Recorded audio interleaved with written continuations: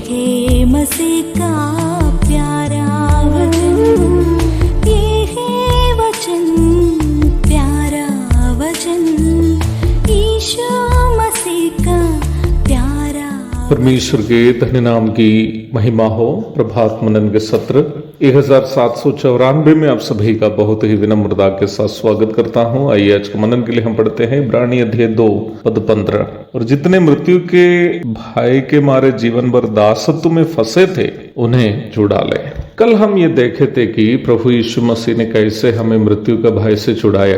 पढ़ी गई पद में ही हम ये भी देखते हैं कि मनुष्य के समान मांस और लहू के शरीर को वह क्यों धारण किया था। वहां हम पढ़ते हैं कि जीवन भर दासत्व में फंसे हुए लोगों को छुड़ाने के लिए यह परामर्श किया गया। दासत्व अथवा गुलामी क्या है? कई प्रकार हम निम्न विषय का अध्ययन कर सकते हैं। शैतान की गुलामी, सांसारिक अभिलाषाओं से खींचा जाना, पाप की गुलामी आदि कई प्रकार हम इस बात को समझ सकते हैं। रोमियों की पत्री अध्याय 7 में निम्न विषय को यद्यपि सैद्धांतिक रूप में परंतु समझने की भाषा में प्रेरित पौलुस इस विषय को समझाते हुए हम देखते हैं। ये बात सच है कि हर एक उद्धार नहीं पाया हुआ व्यक्ति पूर्ण रूप में शैतान के नियंत्रण में है। इफिसी अध्याय 2 पद 1 और 2। परंतु ये शैतान कभी भी जैसे सिनेमा, धारावाहिक आदियों में दिखाए जाते हैं, सफेद रंग की साड़ी पहनकर, लंबे नाखून, निकला हुआ जीभ और 2 धर्मष्ट्र आदि लगाकर 12 बजे रात को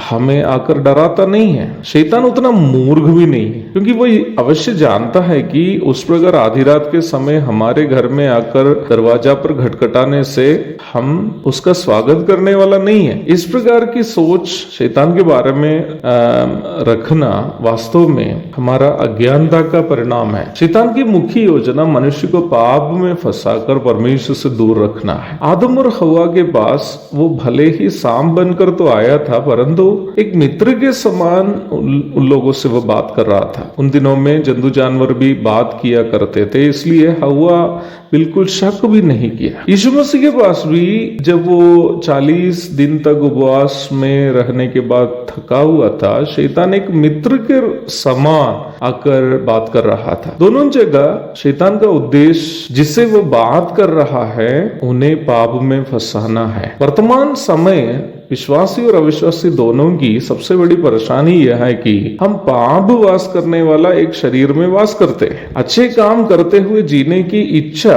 हमें है, परंतु पाप वास करने वाले शरीर में रहते हुए हम अच्छे काम नहीं कर पाते हैं। रोमी अध्याय 7 पद 19 और 20 पढ़िएगा। यह अच्छे काम का अर्थ उन काम नहीं है जो हम स्वयं अपनी समझ के अनुसार भले काम समझ के करते हैं। अच्छे काम वही है जिससे हम परमेश्वर की इच्छा के अनुसार करते हैं, जिससे परमेश्वर हम पर प्रसन्न होता है। परंतु पाप के दासत्व में जीने वाले मनुष्य उन अच्छे कामों को कर नहीं पाते हैं जिससे वो परमेश्वर को खुश कर पाएंगे। फिर यीशु मसीह ने हमें कैसे पाप का दासत्व से छुड़ाया। रोमियों की पत्री 7 अध्याय में इस विषय को बहुत ही स्पष्ट रूप में समझाया गया है। प्रभु दया करे, निम्न विषय का अध्ययन हम कल करेंगे और विस्तृत रूप में हम समझने की कोशिश करेंगे पाप का दासत्व में से प्रभु यीशु मसीह ने कैसे हमें छुड़ाया है। तब तक के लिए आपसे विदा हो जाता हूँ। प्रभु के धन्य नाम की महिमा हो। आमीन।